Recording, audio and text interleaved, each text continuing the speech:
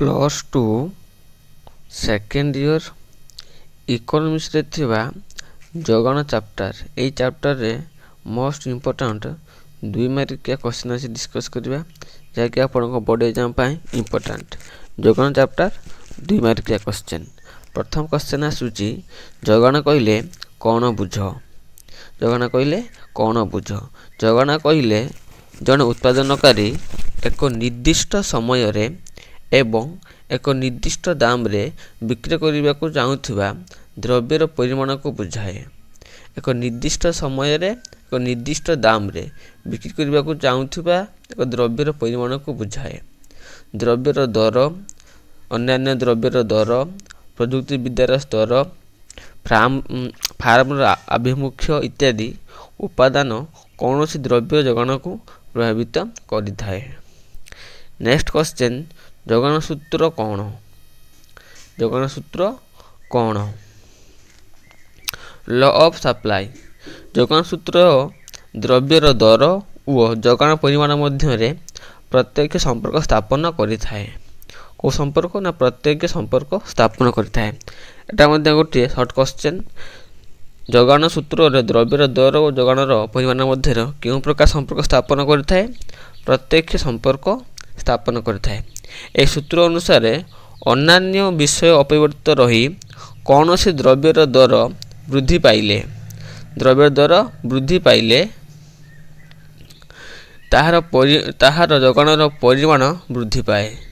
दर वृद्धि पाइले जोगण परिमाण मध्य वृद्धि पाए वो दर ह्रास हेले जोगणर परिमाण मध्य ह्रास पाए। संक्षेप रे कहा जाए जे दाम और द्रव्यर प्रत्येक संपर्क को ही जोगण नियम दर्शाई थाए। बुझीला जोगण सूत्र कौन। तो दर बढ़ुची तान जोगण बढ़िबो, तो दर कमुची जोगण मध्य कमिबो। एटा होची जोगण सूत्र। नेक्स्ट क्वेश्चन 29 जोगण रेखार नीति बा स्कोप कौन। जोगण रेखार नीति कौन। जोगण रेखार नीति धनात्मक होता है, पॉजिटिव होता है। अन्य अर्थ रे कहले जोगण रेखा बामरु डाहण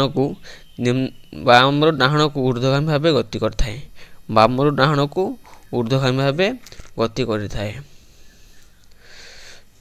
द्रव्यर दर वृद्धि हेले जोगण परिमाण वृद्धि पाई थाए।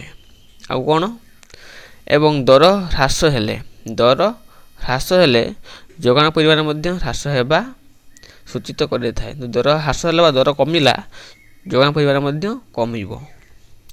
नेक्स्ट क्वेश्चन क्वेश्चन नंबर 30 जोगण सूत्र दुईटी व्यतिक्रम लेख।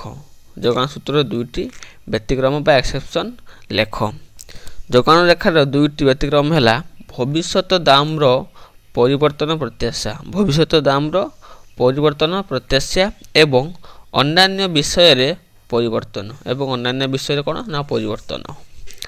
नेक्स्ट क्वेश्चन 31 जोगण परिवर्तन कौन ना जोगण परिवर्तन कौन। चेंजिंग इन सप्लाई द्रव्यर दर स्थिर रही अन्य अणदर परिवर्तन होई द्रव्यर जोगण परिमाण परिवर्तन हेले ताहाकू जोगणर परिवर्तन कहा जाए। कौन ना अन्य द्रव्य स्थिर रही अन्य दर परिवर्तन हेले अन्य द्रव्यर परिवर्तन जोगण परिमाणर परिवर्तन हेले ताहाकू जोगण परिवर्तन कहा जाए। जोगण रेखार परिवर्तन हेले जोगणर परिमाण ह्रास होई बा वृद्धि पाई थाए। प्रयुक्ति विद्यार स्तर स्टेट ऑफ टेक्नोलॉजी अन्य द्रव्यर दर price of other related goods इत्यादि परिवर्तन हेले जोगण मध्य परिवर्तन होई थाए। नेक्स्ट क्वेश्चन 32 जोगण परिमाणर परिवर्तन कहले कौन बुझ। जोगण परिमाणर परिवर्तन कहले कौन बुझ। चेंज इन क्वालिटी सप्लाइड ना अन्य अणदर स्थिर रही कौनसी गोटे द्रव्यर दर परिवर्तन हेले ସେହି द्रव्यर जोगण परिमाण परिवर्तन होता है। ସେହି द्रव्य जोगण परिमाण परिवर्तन होता है एवं दर ह्रास हेले जोगण परिमाण ह्रास पाए। ଯୋଗାଣ ପରିମାଣର ପରିବର୍ତ୍ତନକୁ ଯୋଗାଣର ସଂପ୍ରସାରଣ ବା ସଂକୋଚନ କୁହାଯାଏ। ଯୋଗାଣର ପରିମାଣର ପରିବର୍ତ୍ତନକୁ ଯୋଗାଣର ସଂପ୍ରସାରଣ ଓ ସଂକୋଚନ କୁହାଯାଏ। ଏକ୍ସେପ୍ସନ୍ ଏବଂ କଣ୍ଟ୍ରାକ୍ସନ୍ କୁହାଯାଏ। ନେକ୍ସଟ କ୍ୱେଶ୍ଚନ୍, ବଜାର ଯୋଗାଣ କାହାକୁ କୁହାଯାଏ? ବଜାର ଯୋଗାଣ କାହାକୁ କୁହାଯାଏ? ମାର୍କେଟ ସପ୍ଲାଇ କାହାକୁ କୁହାଯାଏ? ବଜାରରେ ଥିବା ଏକାଧିକ ବିକ୍ରେତାଙ୍କ ବ୍ୟକ୍ତିଗତ ଯୋଗାଣ ସବୁର ସମାହାରକୁ ବଜାର ଯୋଗାଣ କୁହାଯାଏ। ବଜାରରେ ଥିବା ଏକାଧିକ ବିକ୍ରେତାଙ୍କ ବ୍ୟକ୍ତିଗତ ଯୋଗାଣ ସବୁର ସମାହାରକୁ ବଜାର ଯୋଗାଣ କୁହାଯାଏ।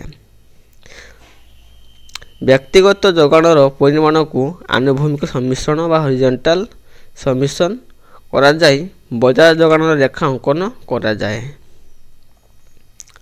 ନେକ୍ସଟ କ୍ୱେଶ୍ଚନ୍, ଯୋଗାଣ ଫଳନ ସପ୍ଲାଇ ଫଙ୍କସନ୍ କାହାକୁ କୁହାଯାଏ? ଉତ୍ପାଦନକାରୀଙ୍କ ଦ୍ୱାରା ବିକ୍ରୟ ହେବା ପାଇଁ ପଠାଯାଉଥିବା ଉତ୍ପାଦ ପରିମାଣ ଓ ଉତ୍ପାଦର ବଜାର ଦର ମଧ୍ୟରେ ଥିବା ସମ୍ପର୍କକୁ ଯୋଗାଣ ଫଳନ କୁହାଯାଏ।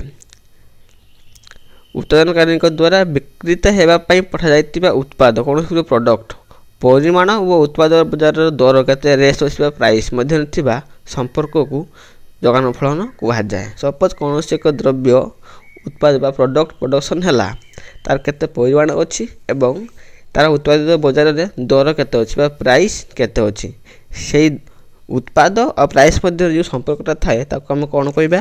ଯୋଗାଣ ଫଳନ କହିବା। ସାଙ୍କେତିକ ଭାଷାରେ ଯୋଗାଣ ଫଳନକୁ ନିମ୍ନ ମତେ ଦିଆଯାଇଛି। କ୍ୟୁ ହେଉଛି କ୍ୱାଲିଟି ବା କ୍ୱାଣ୍ଟିଟି, କେତେ ପରିମାଣର ଉତ୍ପାଦ ହେଇଛି। ଏସ୍ ହେଉଛି ସପ୍ଲାଇ ବା ଯୋଗାଣ। ପିୱାଇ ଏଟା ହେଉଛି କ'ଣ ନା ଉତ୍ପାଦ ଏଟା ହେଉଛି କେତେ କ୍ୱାଲିଟି। ବୁଝିହେଲା? ଗୋଟିଏ ମାନେ ଅତି ସହଜ ଭାଷାରେ ହେଉଛି ଯେଉଁ ପ୍ରଡ଼କ୍ଟଟା ଉତ୍ପାଦ ହେଲା ଏଟା ହେଉଛି ପ୍ରଡ଼କ୍ଟ ଏବଂ ମାର୍କେଟରେ ଏହାର ପ୍ରାଇସ୍ କେତେ ଅଛି, ଏ ପ୍ରଡ଼କ୍ଟ ଆଉ ପ୍ରାଇସ୍ ମଧ୍ୟରେ ଯେଉଁ ସମ୍ପର୍କଟା ଅଛି ତାକୁ ଆମେ କ'ଣ କହିବା? ଯୋଗାଣ ଫଳନ କହିବା, ସପ୍ଲାଇ ଫଙ୍କସନ୍ କହିବା। ନେକ୍ସଟ କ୍ୱେଶ୍ଚନ୍ 35, ଦ୍ରବ୍ୟର ଯୋଗାଣକୁ ପ୍ରଭାବିତ କରୁଥିବା 4ଟି ଉପାଦାନ ଲେଖ। ଦ୍ରବ୍ୟର ଯୋଗାଣକୁ ପ୍ରଭାବିତ କରୁଥିବା 4ଟି ଉପାଦାନ ଲେଖ। ଦ୍ରବ୍ୟ ଯୋଗାଣକୁ ପ୍ରଭାବିତ କରୁଥିବା 4ଟି ଉପାଦାନ ହେଲା ଦ୍ରବ୍ୟର ଦର, ସମ୍ପର୍କିତ ଦ୍ରବ୍ୟର ଦର, ଉତ୍ପାଦନ କୌଶଳ ଏବଂ ଉତ୍ପାଦନକାରୀଙ୍କ ଉତ୍ପାଦ ଗୁଡ଼ିକର ଦର। ଏ 4ଟି ହେଉଛି ଯୋଗାଣକୁ ପ୍ରଭାବିତ କରୁଥିବା ଉପାଦାନ। ନେକ୍ସଟ କ୍ୱେଶ୍ଚନ୍ 36, ବ୍ୟକ୍ତିଗତ ଯୋଗାଣ ସୂଚୀ କାହାକୁ କୁହାଯାଏ? ବ୍ୟକ୍ତିଗତ ଯୋଗାଣ ସୂଚୀ କାହାକୁ କୁହାଯାଏ? ଇଣ୍ଡିଭିଜୁଆଲ ଡିମାଣ୍ଡ ସିଡ୍ୟୁଲ୍ କାହାକୁ କୁହାଯାଏ? ଜଣେ ବିକ୍ରେତା ବିଭିନ୍ନ ଏକକ ଦରରେ ବଜାରରେ ବିକ୍ରୟ କରିବା ପାଇଁ ପଠାଇବାକୁ ଥିବା ଦ୍ରବ୍ୟର ବିଭିନ୍ନ ଏକକ ପରିମାଣକୁ ଏକ ସାରଣୀ ବା ସୂଚୀ ମାଧ୍ୟମରେ ଉପସ୍ଥାପନ କରାଯାଇ ଯେଉଁ ସୂଚୀ ପ୍ରସ୍ତୁତ କରାଯାଏ ତାହାକୁ ବ୍ୟକ୍ତିଗତ ବଜାର ସୂଚୀ କୁହାଯାଏ। କ'ଣ ନା ଜଣେ ବିକ୍ରେତା ବିଭିନ୍ନ ଦ୍ରବ୍ୟ ବଜାରରେ ବିକ୍ରି କରିବା ପାଇଁ ଯେଉଁ ସବୁ ଚିଠା ଥାଏ ତାର ବିଭିନ୍ନ ପ୍ରକାରର ଦ୍ରବ୍ୟ ସେ ବିକ୍ରି କରିବ। ଏ ଦ୍ରବ୍ୟ ଗୁଡ଼ିକ ବିକ୍ରି ପାଇଁ ଯେଉଁ ସବୁ ଚିଠା ପଠାଇବା ଦ୍ୱାରା ଏକ ପରିମାଣକୁ ଏକ ସାରଣୀ ବା ସୂଚୀରେ ଆମେ ଲେଖିବା। ଏଇଟା କ'ଣ ନା ଜିନିଷ ଗୁଡ଼ାକୁ ଏକ ସାରଣୀ ବା ସୂଚୀରେ ଆମେ ପ୍ରସ୍ତୁତି କରିବା ଯେ ଏଇ ଦ୍ରବ୍ୟ ଗୁଡ଼ିକ ବିକ୍ରେତାଙ୍କର ଆବଶ୍ୟକ ଅଛି। ତେଣୁ ତାକୁ ଯଦି ଆମେ ସୂଚୀରେ ଉପସ୍ଥାପନ କରିଦେବା ବିଭିନ୍ନ ଦ୍ରବ୍ୟକୁ, ତାକୁ ଆମେ କ'ଣ କହିବା ନା ବ୍ୟକ୍ତିଗତ ବଜାର ସୂଚୀ କୁହାଯାଏ। ଜଣେ ବ୍ୟକ୍ତିଙ୍କର ଯେଉଁ ସବୁ ବିଭିନ୍ନ ଦ୍ରବ୍ୟ ଆବଶ୍ୟକ ରହିଛି ତାକୁ ଯଦି ଆମେ କାଗଜରେ ବା ସୂଚୀରେ ଯଦି ପ୍ରଦାନ କରିଦେବା ତାକୁ ଆମେ କ'ଣ କହିବା ନା ବ୍ୟକ୍ତିଗତ ଯୋଗାଣ ସୂଚୀ। ଏହି ସୂଚୀ ଦ୍ରବ୍ୟର ଦର ଓ ଯୋଗାଣ ପରିମାଣ ମଧ୍ୟରେ ଥିବା ପ୍ରତ୍ୟେକ ସମ୍ପର୍କକୁ ସୂଚିତ କରାଇଥାଏ। ନେକ୍ସଟ କ୍ୱେଶ୍ଚନ୍ 37, ବଜାର ଯୋଗାଣ ସୂଚୀ କାହାକୁ କୁହାଯାଏ? ମାର୍କେଟ ଡିମାଣ୍ଡ ସିଡ୍ୟୁଲ୍ କାହାକୁ କୁହାଯାଏ? ବ୍ୟକ୍ତିଗତ ଯୋଗାଣ ସୂଚୀର ଆନୁଭୂମିକ ସମ୍ମିଶ୍ରଣକୁ ବଜାର ଯୋଗାଣ ସୂଚୀ କୁହାଯାଏ। ଏହି ସୂଚୀ ଦ୍ରବ୍ୟର ବଜାର ଯୋଗାଣ ପରିମାଣ ଏବଂ ବଜାର ଦର ମଧ୍ୟରେ ପ୍ରତ୍ୟେକ ସମ୍ପର୍କ ସୂଚିତ କରାଇଥାଏ। ବ୍ୟକ୍ତିଗତ ଯୋଗାଣ ସୂଚୀର କ'ଣ ନା ଆନୁଭୂମିକ ସମ୍ମିଶ୍ରଣକୁ ବଜାର ଯୋଗାଣ ସୂଚୀ କୁହାଯାଏ। ଏହି ସୂଚୀ ଦ୍ରବ୍ୟର ବଜାରରେ ଯୋଗାଣ ପରିମାଣ ଏବଂ ବଜାର ମଧ୍ୟରେ ଥିବା ପ୍ରତ୍ୟେକ ସମ୍ପର୍କକୁ ସୂଚିତ କରାଇଥାଏ। नेक्स्ट 38 जोगान स्थितिस्थापकता काहाकू कुहाजाए जोगानर स्थितिस्थापकता काहाकू कुहाजाए इलास्टिसिटी ऑफ सप्लाई जोगान स्थितिस्थापकता कहिले बजार दाम परिवर्तन सहित जोगान परिमाणर संवेदनशीलतार मात्रा को बुझाए यह जोगान परिमाणर अनुपातिक परिवर्तन व दरर आनुपातिक परिवर्तन अनुपात सहित समान अटे जोगानर कौन कहला जोगानर स्थितिस्थापकता कहले बजार रे दाम परिवर्तन सहित जोगानर परिवर्तन संवेदनशीलता मात्रा को बुझाए यही जोगानर परिमाणर आनुभूमिक परिवर्तन व दरर आनुपातिक परिवर्तन अनुपात सहित समान होता है दाम परिवर्तन जोगान परिवर्तन मध्य कौन होता है ना संवेदनशीलता मात्रा को बुझाए एवं दरर जो अनुपात रही जोगान अनुपात प्राय सब बेले समान जोगान व दर प्राय सब बेले समान होता है कहीं दर बढ़ुची जोगान बढ़ो दर कमुची जोगान कमिब सांकेतिक भाषा ES = delta Q by Q into P by delta P यह था आपणकर जोगान चैप्टर मोस्ट इंपोर्टेंट 2 मार्किया क्वेश्चन जहाँकि मुझे डिस्कस कर सारी तेणु यहीपरि वीडियो पाइबापी चैनल को लाइक शेयर एवं सब्सक्राइब करंतु जाफल मुझे वीडियो अपलोड करी आप प्रथम नोटिफिकेशन पाइपर तेणु चैनल को सब्सक्राइब करंतु धन्यवाद।